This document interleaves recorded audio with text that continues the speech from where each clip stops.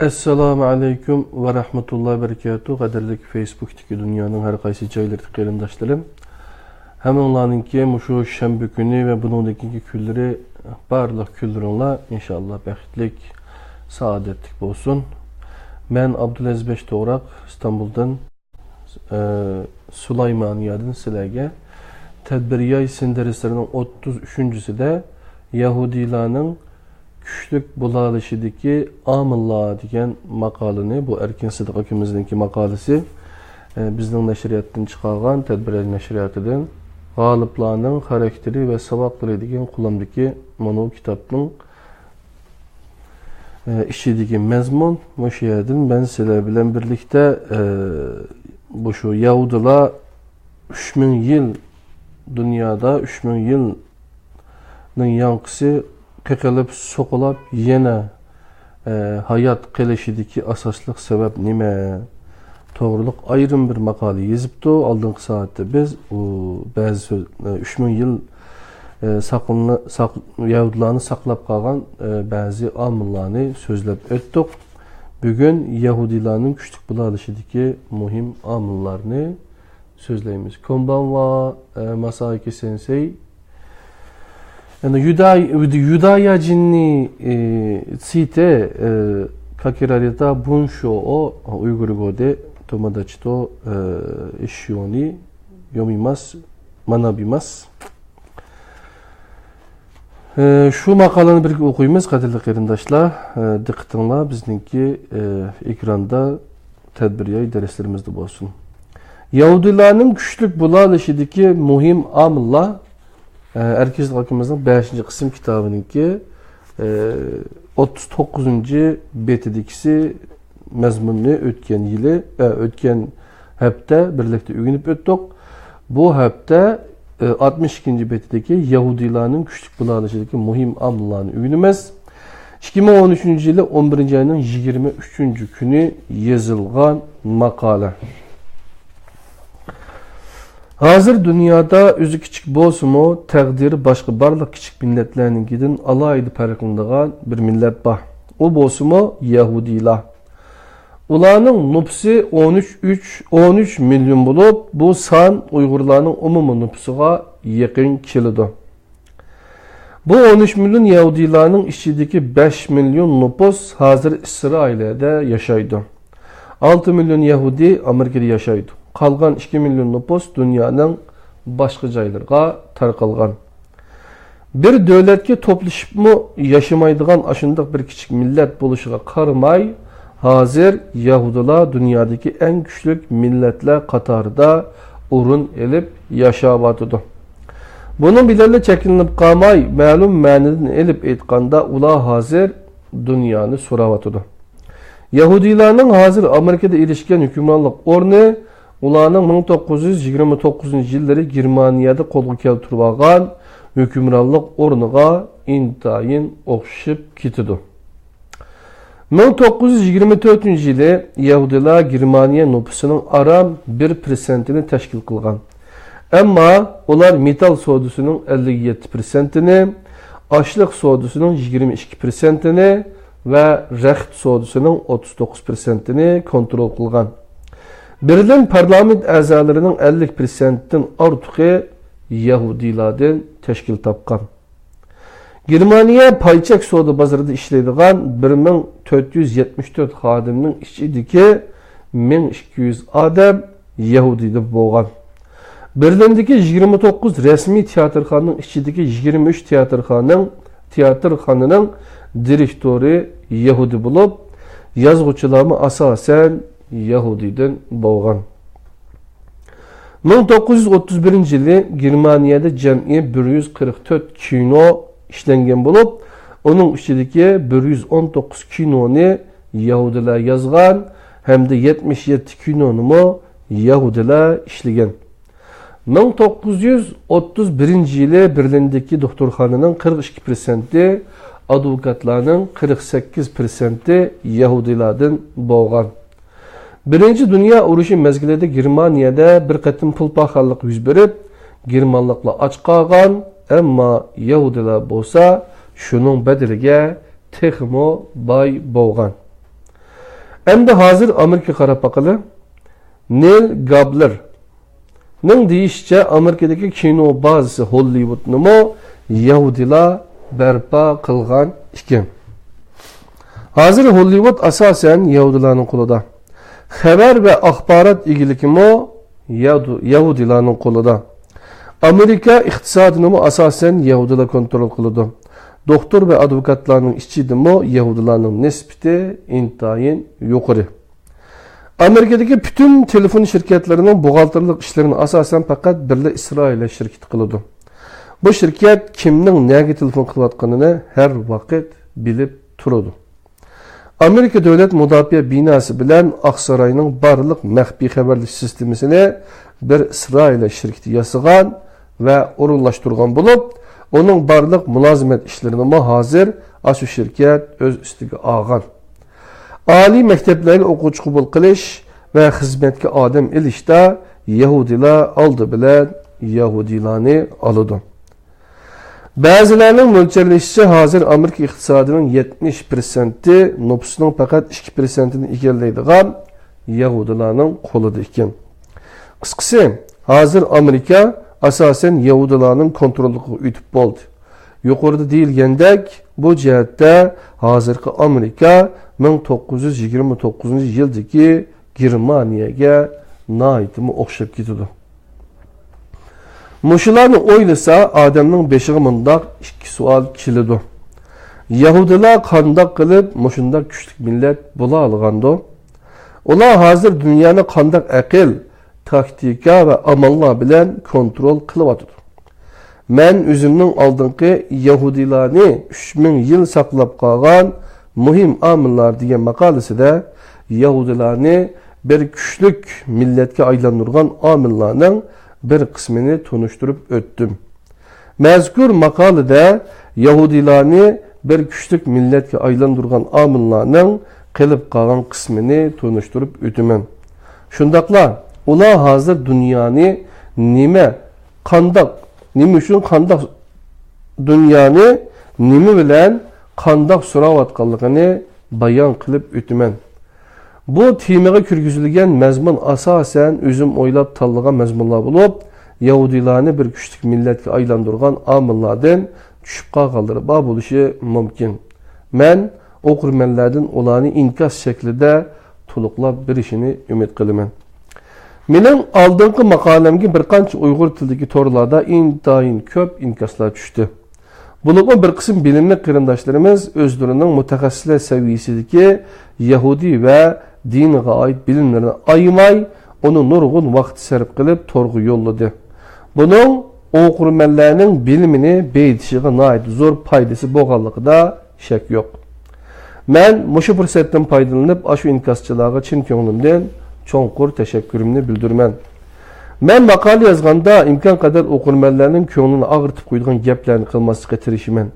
Ammo ba'zi paketga yotadigan, o'zgartishga bo'lmaydigan gaplar ba'zilarning ko'nglini yanada ozroq og'ritib qo'yishi mumkin. Agar shunday ishlar sizga yuz bergan bo'lsa, uning uchun men sizdan oldin afv so'rayman. Men maqola yozganda mukammallik intilaman, lekin men u bir inson bo'lg'achqa hamda mushundaq maqolalarga ajratgan vaqtim bilan zehnim nihoyat kamchil bo'lg'achqa mukammallikka to'liq erishishim mumkin emas.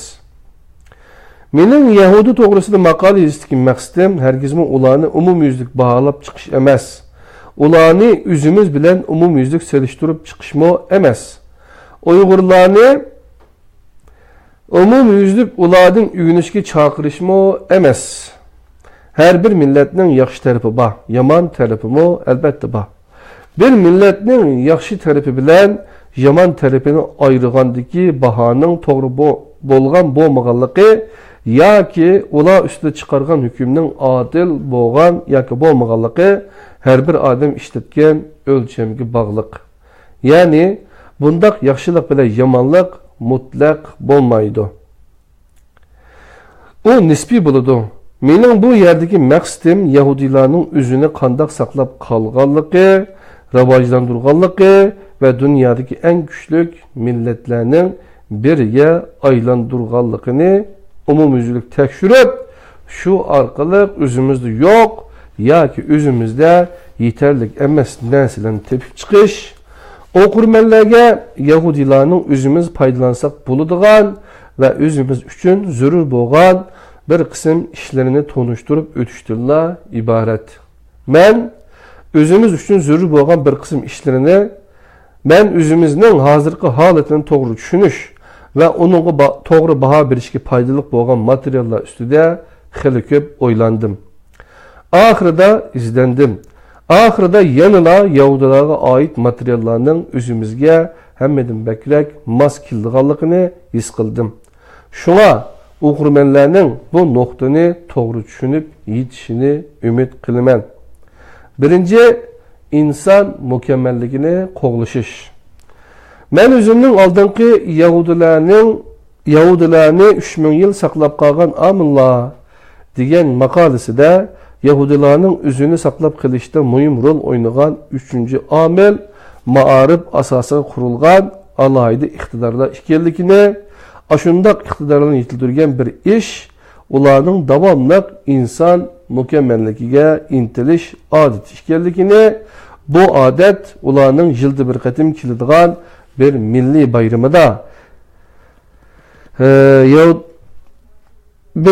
bayramida alayda namoyon bo'lganligini o'ttirga qo'ygan edim. Yahudilarning yilda bir qatim keladigan oliy bayram kuni High Holidays deb ataladigan bir milliy bayrami bor. O her yili sentabrda keladigan Yahudi yangi yili bilan boshlanib, jam'i 10 kun davomlashadi. Yahudilarning bu bayram kunlarida ilib boradigan eng muhim ishi inson mukammalligini qo'g'lishish. Har bir odam o'z xarakteri va kishilik axloqini davomli baholash va yaxshilash majburiyatini ado qilish va o'zining mijozini insonlarning eng yuqori darajalik axloqiy mumkinchiligi bo'yicha qaytadan qurashtirib chiqishga tirishish qatorliqlarni o'z ichiga oladi. Ular bu bayram kunlari jarayonida yolg'iz yangi yillik qarorlarni erish bilan cheklanib qolmaydi. Ular yana bu kunlarda o'zlarining barliq kundalik ishlarini butunlay to'xtatib, jimjit o'ltirib, o'zlarining oldingi bir yil ichidagi holati va qilgan ishlarini bir qatim intayin yuqori talab bilan yoki intayin kuchli samimiylik bilan eslab o'tib, ular ustida o'büktib hukm chiqaradi. O'zining hozirgi ruhiy holatini tekshirib, o'zini javobgarlikka tortib, o'zining ang tushunchalar bilan amaliy ish harakati o'tirisidagi va o'zi turg'izgan nishon va o'lchamlar bilan o'zi qo'llangan ish harakatlar o'tirisidagi farqlarni tepib chiqadi. Hamda yetersizliklarini iqror yoki e'tirof qiladi. Ularning qarashicha, insonlar o'zining ideologiyasi bilan ish harakati o'tirisidagi bo'shliqni to'ldiradigan axloqiy kuchliklik yoki ortiqchilikqa davomli erishib tura olishi mumkin emas. Lekin ularning bu yo'lda to'xtovsiz tirishish majburiyati bor.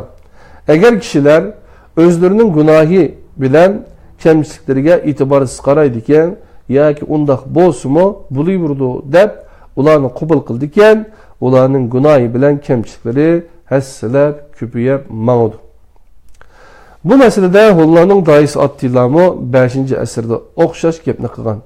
Ya'ni o ayrim shaxslarga qarata emas, butun Hullarga qarata mundaq degan. Hammadan muhimi har bir odamda sadoqatmanlik bo'lishi kerak.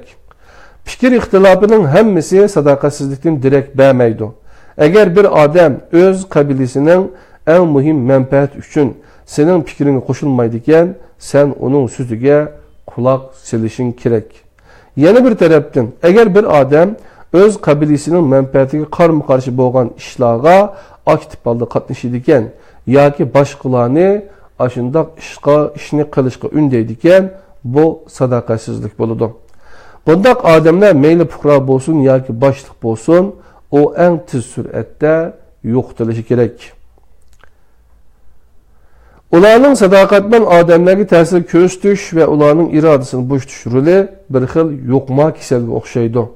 Sadoqatsiz harakatlar va pozitsiyalarni o'zgartirib bo'lmagan ahvol ostida içimizdeki biz kılıbatkan işlerine nispeten hiçbir kıymeti yok işler degan pozisiyada buladigan hamda o işlerini avdurup etishini o'ylaydigan odamlarni qattiq chora bilan ko'zimizdan g'oyib qilishimiz kerak. O'zimning Hollarning doisi Attila ve Attilaizm degan maqolamdan elindi debdi Erkinkam. Yahudilarga bu bayram jarayonida qiladiganға yana bundaq 4 alayda vazifalar berilgan. O'tib ketgan ishlarni eslab, ulardan ko'z oldidan bir qatim yuqori talab bilan astoydil o'tkazib chiqish. Qilgan yomonliklari va o'tkazgan gunohlarga tavba qilish. O'zining yomon ishlari uchun boshqalardan kechirim so'rash. Özüden kechirim so'raganlarni kechirib etish. Gerçi bu jarayonlar diniy rasmiyatlarning ichiga kirgizitilgan bo'lsa-mu, bu hukmlar dinning sirtidimi o'xshashlar nihoyat zo'r kuchga ega. Dinchilar bilan dinsizlarning har ikkisi teng e'tirof qilgan bir narsa shuki, barliq jonliqlar ichida faqat insonlarla yaxshi bilan yomonni farq etish hamda ulardan birini tanlash iqtidoriga ega. Meyli biz onu ahlak yoki ahlak ölçem deyli. Meyli biz özümüzün kalbi yoki karakteri boş oylaylı. İnsan hayatının məqsidi ve yuşurun küçü hakkında izlengen kişiler erişken bir ortak xulası şu ki ahlaklık hayat en âli cenab hayat bulup hesaplanır. Menin Yahudi hizmetdaşlarımın hemmisi bu bayramın ahirki günü işqi gelmeydi. Anlaşımcı ular bu günü hizmet kategorisi kirdigan hech qandaq ishni qilmaydi ekan. Bir yerga berishga majbur bo'lib qolsa, mashinamni haydamaydi ekan yoki boshqa qatnash qurollarini ishlatmaydi ekan. Faqatla piyoda bordi ekan. Bu qoidaga ko'pincha yahudilar qattiq amal qildi ekan. Yahudilarning hozirgidek dunyodagi eng kuchli millatlarning biri bo'lishida meningcha ularning yuqoridagidek 10 kunlik yangi yil bayramini tabriklash qoidasi nihoyatda muhim rol o'ynagan. Hamma odam inson mukammallikka intiladi, lekin hamma odam uni amaliy tadbir, amaliy harakat va odat bo'yicha qo'g'lashmaydi. Uni qo'g'lashish ba'zilarning qo'lidan kelmaydi, ba'zilar bo'lsa uni qo'g'lashni xohlamaydi. Bu yerda biz tabiiy holda mundaq bir savolni so'ramay turolmaymiz. Biz Uyg'urlar öz bayramlarimizni qandaq tabriklab o'tkazamiz? Uyg'urlarning hozircha faqat o'ziga xos milliy bayramidan birari bo'lmasa-mu, ular Uyg'ur diyorida har yili bayram munosabati bilan nurg'un kunlar dam oladi. Amaliyotda Uyg'urlar uchun dam olish kunlarining hammasi bir yerga jam bo'lib, so'rin tuzib, mehmondorchilik qiladigan bayram deb qarashga bo'ladi. Men oldingi maqolamda tilga olganimdek, Uyg'urlarning so'rin madaniyati ularning milliy ong, milliy hissiyat, milliy urf-odat va milliy kimligini saqlab qolishda o'ynayotgan roli intayin zo'r. Lekin uningda yuqorida bayon qilingandek inson mukammalligini qo'g'lish tarkibiy qismi asosan yo'q. Yaqinda Uyg'ur diyoridagi xalq orasida bir qancha qatim kitob cheyi va ilm cheyi degan nomlardagi yig'ilishlar o'rinlashtirildi. Bu bir yangilik va intayin ahamiyatli ish. Men mushundaq ishlarning bundan keyin tadrijiy taraqqiy qilib, milliy urf-odatimizning bir qismiga aylanishini to'liq umid qilaman. Uning aksicha so'rin madaniyati keltirib chiqarayotgan vaqt bilan pul isrofchiligi intayin ig'ir va uning odamni mukammallikning aksicha elib boradigan mazmuni intayin ko'p. Gerçi bu jihatda Yahudidek bo'lish ancha osonga tushmasa-mu, biz sal uyqumuzni etishimiz kerak. Unda qilmaydi ekanmiz, biz burunga qaraganda qudrat tepishga qarab menish emas, burunqidimi bakrak ojizlashga qarab meniyveramiz. Dunyodagi hamma odamlar Yahudilarda bar erkinlik va o'ziga o'zi xo'ja bo'lish imkoniyatiga, imtiyoziga ega emas. Lekin o'zimizni qilamiz deydiganmiz, biz hozirmi bar kitoblarni xohlagancha setib ola olamiz. Öyünün bir bulunğunda bir kichik aile kütüphanesi qura olamiz. Hem de şu kitaplarını xohlagancha o'qiy olamiz. Bizning hozirgi taqdirimiz biz hozirgacha qaror edip tanlab olgan tanlashlarımızning neticesidan ibaret. Bundan keyingi taqdirimizning qandaq bo'lishini bizning bundan keyingi tanlashimiz belgilaydi. Ya'ni qozonda nima bo'lsa, cho'mishga ashu chiqadi. Qisqasi, hozirgi Yahudi nüfusunun ichida o'zining milliy kimligi, urf, odati va an'anasiga sadoqat bilan keladiganlarning soni ko'p sonliqni egallaydigan bo'lib, ularning mazkur bayramda qiladigan ishlarining ichida kitap o'qish va o'ylash nihoyatda yuqori nisbatni egallaydi. Bunun bilan selishtirganda, hozir Uyg'urlarning o'z bayramlarida qiladigan ish-harakatlarining ichida o'ynash asosli tarkibni egallaydigan bo'lib, 90%dan ko'proq tarkibiy qismni egallashi mumkin. Ammo kitap o'qish va o'ylash bo'lsa, Uyg'ur hayit bayramlarida bo'ladigan ishlarning ichida asosan mavjud emas. Mana bu Yahudilar bilan Uyg'urlar o'rtasidagi eng cho'ng farqlarning biri. Mushu farqni ko'rsatib berish mazkur maqolaning eng muhim maqsadlarining biri. Bu yerdagi Yahudilarning 10 kunlik bayramdaken sentabrning dekabrmi sentabrmi shu vaqtda elib boradigan, ya'ni Yahudi sentabrda ekan, Yahudi yangi yilda boshlanadigan. Shu 10 kunda bola o'zini tekshirib chiqadi ekan, nima xatoliklarni qildim, tövbe qilish, nurg'un boshqalarni kechirib o'tish degandek ishlarni qildi ekan. Bizning bu Ramazon hayitida, Ramazon oyida oxirgi 10 kunda itikof deydigan narsa bor. Shu itikofda dal mushunga o'xshash ishlarni qilamiz. Qur'on o'qiymiz, ma'nosini tushunamiz, o'tkazgan gunohlarimiz bo'lsa Allohga taqimi tövbe qilamiz. Tafakkur bilan, ibodat bilan o'tkazamiz, qadrli qarindoshlar. Buni men erkin kamg'um bir qancha qatim degan. Demek bunu mu itikafga kirib bakmagan qarindoshlarimiz itikafga kirib sinab baksa bo'ladi.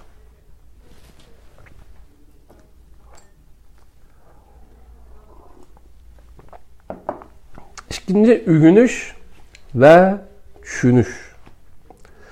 İnsanların başka hayvanlardan farklılaşan yeni bir tarafi, insanların menisideki ügünü bilim kaçılısı bulunduğun boşluğun çeki yokluğudur. Biz bazıda burun zadılı kılıp bakmagan bir işini kandak kılışını ügünümüz. Bazıda dünya hakkıdaki, başka adamlar hakkıdaki ve özümüz hakkıdaki paketlerin ügünümüz. Bu işler bizni texmo akıllık, smart ve texmo kabiliyetlik, skillful kılıdı.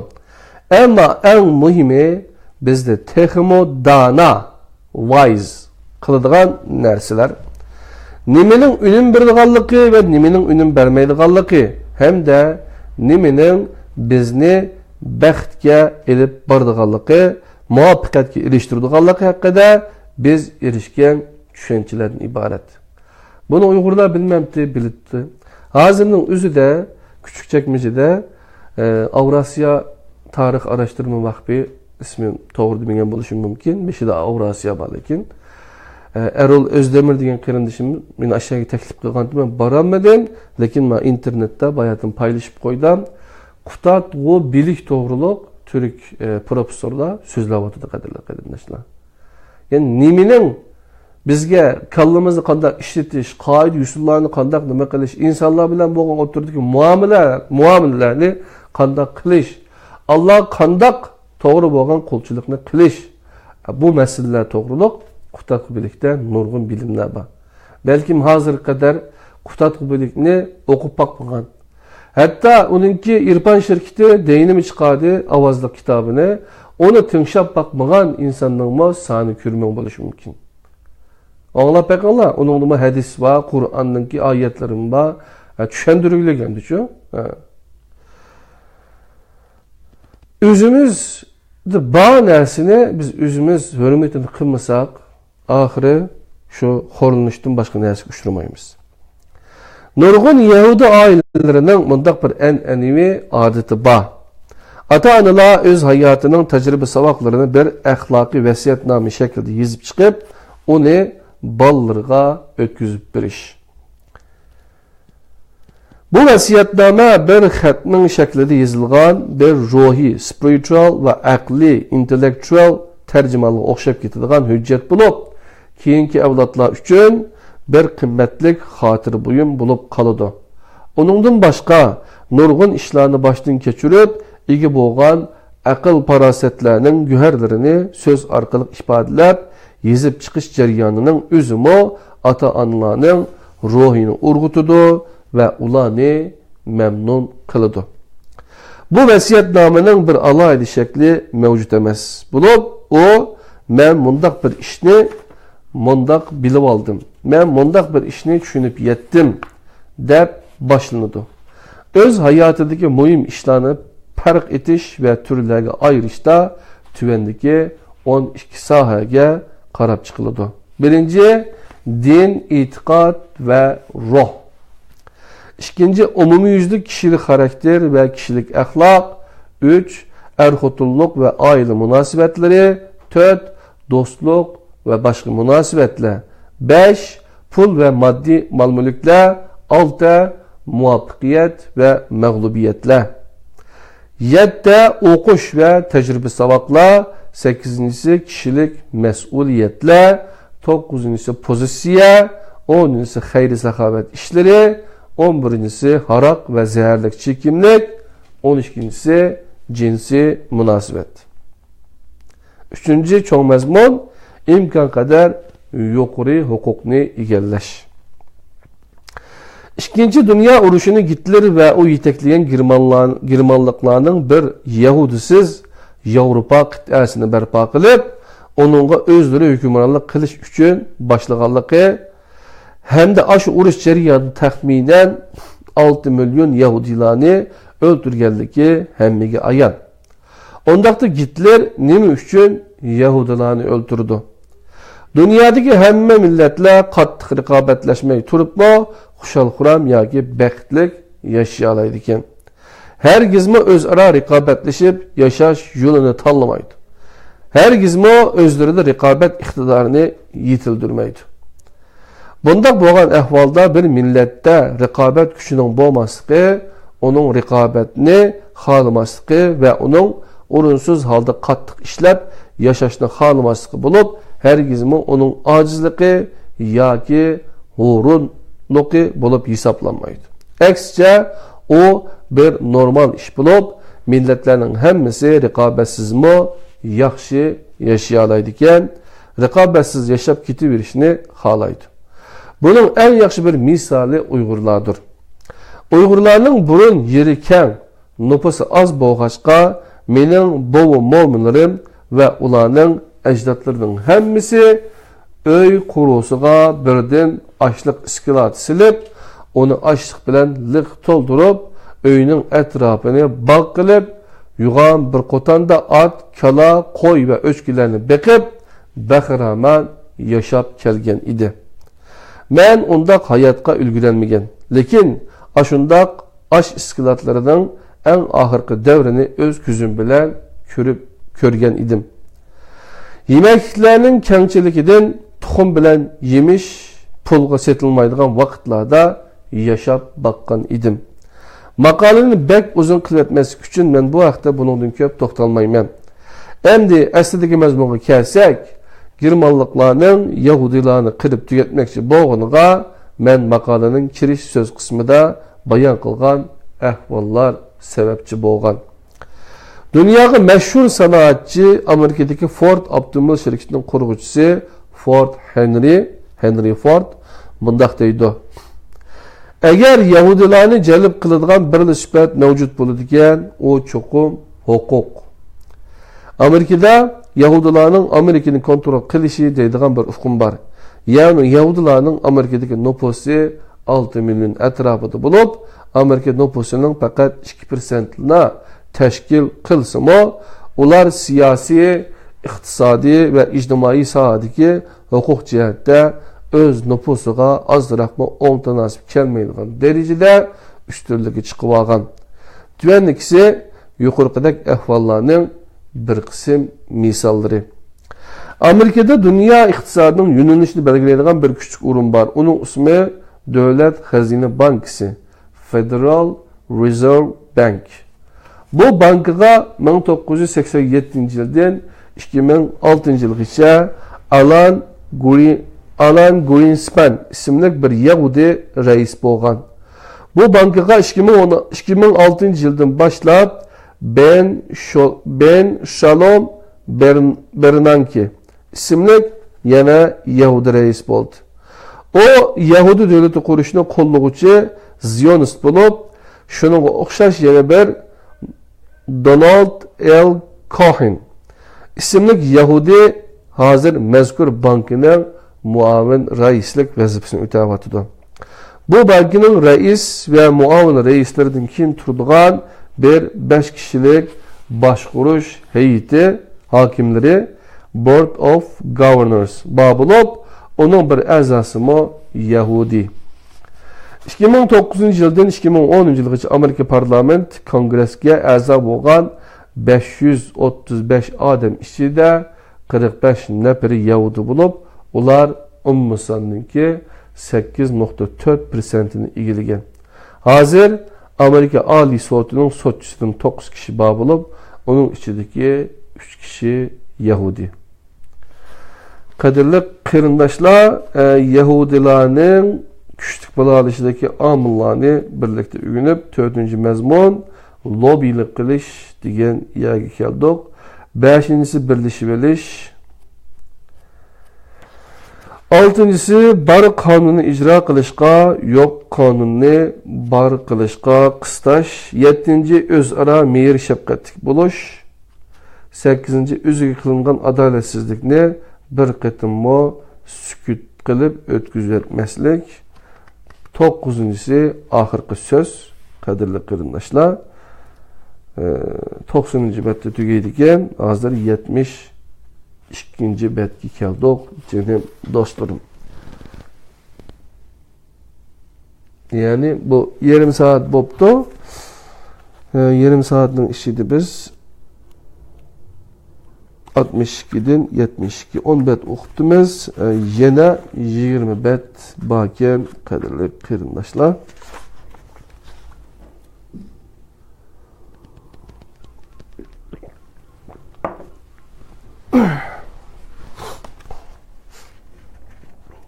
Dördüncü lobbylik qilish. İngilizce'de lobby degan bir so'z bor bo'lib, o fe'l shaklida ishlatilganda yolg'on internet lug'atida nutq so'zlamak, undirmak, ko'ndirmak deb tushuntirilibdi. Bir inglizcha lug'atda bo'lsa, unga mundaq izohat berilibdi. Bir qonun tuzish organi a'zolari tashlaydigan biletga ta'sir ko'rsatishga urinish. Hükümet emeldarları bulup kanun tutuş organlarının emeldarları körmekçi bo'lgan iş hareketki ta'sir ko'rsatishga urinish, ma'lum bir qonunning ma'qullikdan o'tishiga haydakchilik qilish yoki ma'qullikdan o'tishini qo'lga keltirish. Undash, ko'ndirish degan so'zning o'zila inglizcha so'zning yuqoridagi ma'nolarini to'liq ifoda berolmaydigan bo'lg'achqa, men bu so'zni tuvanda Uyg'urchada lobbylik qilish deb alaman. Amerikadagi siyosatchilar uchun aytganda, boshqa barliq millat va barliq kishilarning lobbychiligi Yahudilarning lobbychiligidek qo'rqinchli yoki bosh egishga majbur bo'ladigan darajada kuchli emas. Agar Amerikadagi saylanishga tushgan bir siyosatchi Yahudi lobbychilarining diginini qilmaydi ekan, u hargizmi ko'zlagan huquq o'rniga saylana olmaydi. Yoki qayta saylanmaydi. Hem de o Yahudilarning qo'lidagi axborot organlari tarafidan qarinadi yoki e'tiborsiz qariladi. Amerikadagi Yahudi lobby tashkilotlari intayin kuchli bo'lib, ular o'z manfaat uchun Amerikaning davlat ichi va sirtidagi manfaatlarning hammasini bir yoqqa qayirib qo'ydi. Davlat ichida ular Amerikaning siyosiy amaldorligiga pora berish orqali ularning himoyasini qo'lga keltirdi. Chet eldə bolsa Amerikanın chet ellərə qaratqan siyasətini başquruş, onu Amerikanın tüp mənfəətinə uyğun qilish emas, Yahudilərin tüp mənfəətinə uyğun qıldırışını qolğa keltirdi. Amerikadakı asaslı Yahudi lobi təşkilatlarından tüvəndikiləri var. Amerika-İsrail Ammavi İşlər Komiteti, American-İsrail Public Affairs Committee. Bu təşkilatın bütün küllü xadimi 150 kişi olub, yıllık xamçotu 60 milyon dollardan aşıdı. Ular bu pulni bay Yahudiler ve Yahudinin boğan şirket ilgileri iyanı kılıdı. Bu təşkilatın nurgulluğan Ammavi şirket komitetleri, Public Action Committee deb atıldığan tarmaqları var bulup, ular saylama kirgen siyasetçilerge nurgun pullarını iyanı kıldı. Bu tarmaq təşkilatlar Amerikadaki Yahudilerin gayet zor iktisadını paydalanıp, Amerika siyasi əməldiriga para verip, şu arqalıq Yahudi lobilikinin məqsədlərini işqa aşırdığan en küçük aparat bulup hesaplanıdı. Hazır muşu AIPAC Amerika'nın İran'a hücum qilish üstüde lobilik qılıp atıdı. AIPAC'nin hazırki birinci kol reisi Hristiyanlığa karıştırdıgan Howard Kocher degan kişiden ibaret. Obzorchi Jayni Gardner'nin deyişçe, O'rta Şərq ellərinin hakimiyetlerini muqimsizlaştırıp, şu arqalıq məzkur rayına hocayın buluş İsrail'nin nişanı bulup, Irak uruşu mana şunundan kelip çıqqan. İsrailiye bu uruş üçün Yahudilerin cinini qurban qilishni xalamağanlıq üçün Boz hakimiyetindeki İsrailiyani qolğucularının yardımı bilen bu uruşunu Amerika'nın kolu bilen qozğudu. Yani boş hakimiyeti demekçiyken. Şunun bilen nurgun Amerikalıların qını tükülüp onun paydasını Yahudiler köydü. Muşu işte Amerika'daki Yahudilerin lobiliği asasi rol oynadı. Amerika'daki Yahudiler kurultuyu yani American Jewish Congress. Bu teşkilat 1930 yılı 28. qatımlıq Amerika prezidenti Woodrow Wilson'ın küçlük dostu.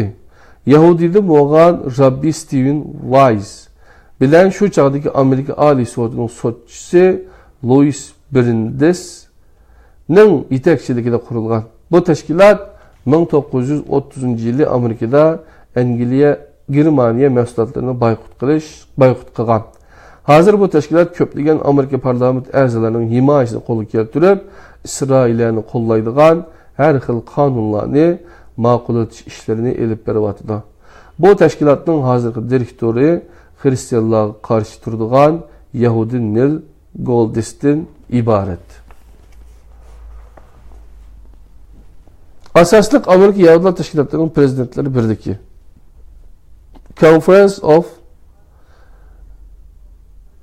Major American Jewish Organizations. Bu Amerikadaki en çok 51 Yahudi teşkilatının işlerine yetekçi kıldıgan teşkilat bulup, barlıq Yahudi teşkilatlarının küçünü yığıp, İsrail'in alaylı menfaatleri üçün hizmet kılışını özünün asası nişanı kılan. Onun başlıqımı uçuğa çıqqan Hristiyanlığa qarşı turduğan Yahudilarının biri. Qadirli qarindaşlar. Yahudi Devlet Bexatarlik İşleri İnstitutu, Jewish Institute of National Security Affairs. Bu urun kural yarak yardımlarını kolga keltirişini üzünün tüp nişanı kılıdı.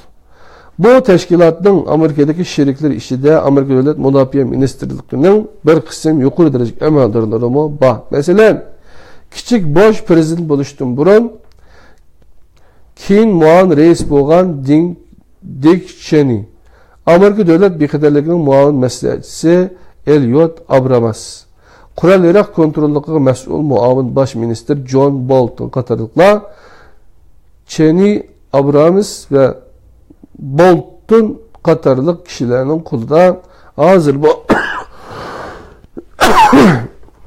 her xil çoğ hüquqlar var bulub, ular davamlıq türdə yuqorqi Yahudi təşkilatının yakın qolluğucuları bulup işlemekte. Cinsanın əzalarının içində İsrail'e nurgun yuqori texniklik hərbi qurallarını setib beriyotgan Norsop Grumman degan cho'ng şirketimi bar bo'lib, Cinsa yuqori darajalik Amerika siyosiy va harbiy amaldorlarining İsrailni ziyorat qilishini tashkillash ishlarini elib bordi. Cinsaning hozirgi prezidenti bilan hozirgi raisining har ikkisi xristianlarga qarshi turg'uvchi yahudilar bo'lib, keyingisi New York shahridagi bir cho'ng uy setish shirkatining egisi.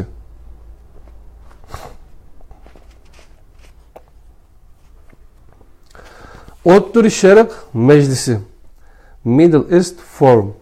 Bu tashkilotning daftardagi nishoni bundaq yozilgan.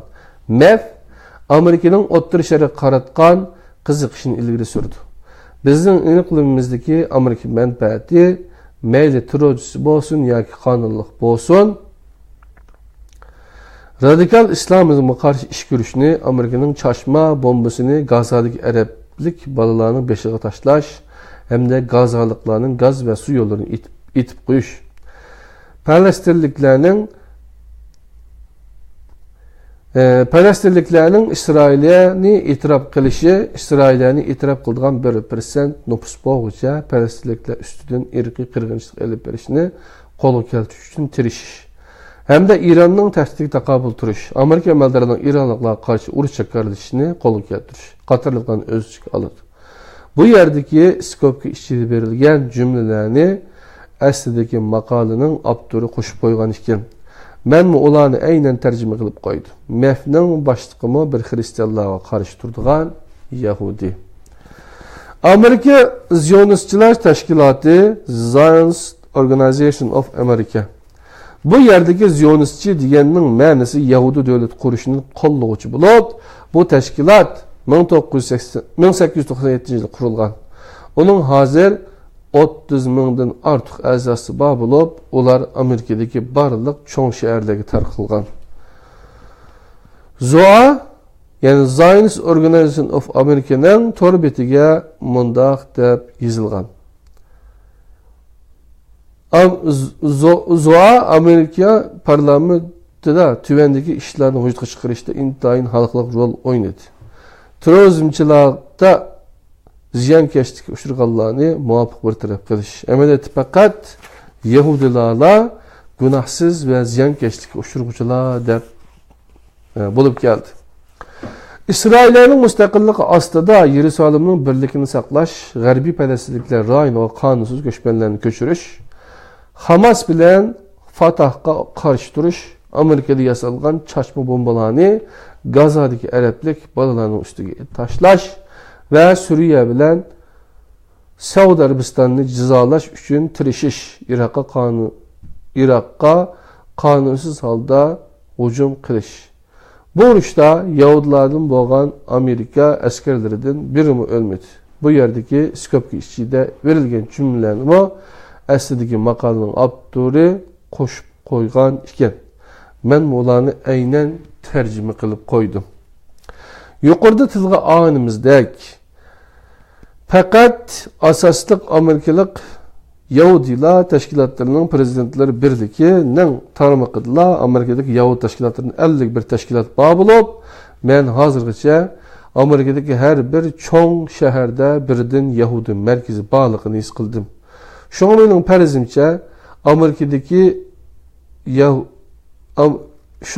mening farzimcha Amerikadagi Yahudi tashkilotlarining umumiy soni necha yuz bo'lishi mumkin. Bu tashkilotlarning hammasi Yahudi manfaat uchun lobbilik qiladi.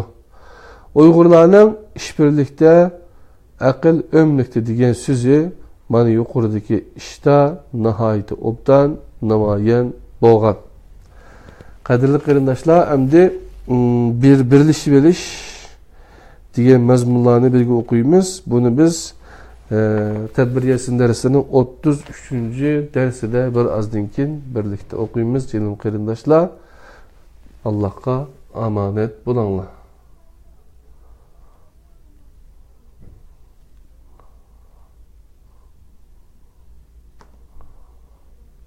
Yani bu iki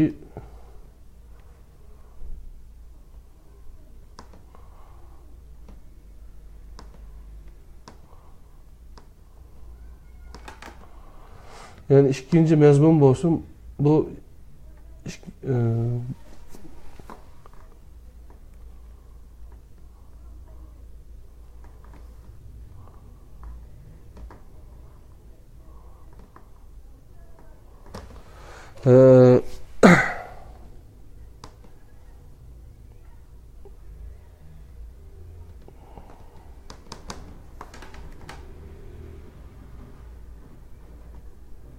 hızlı işlemeye vardı.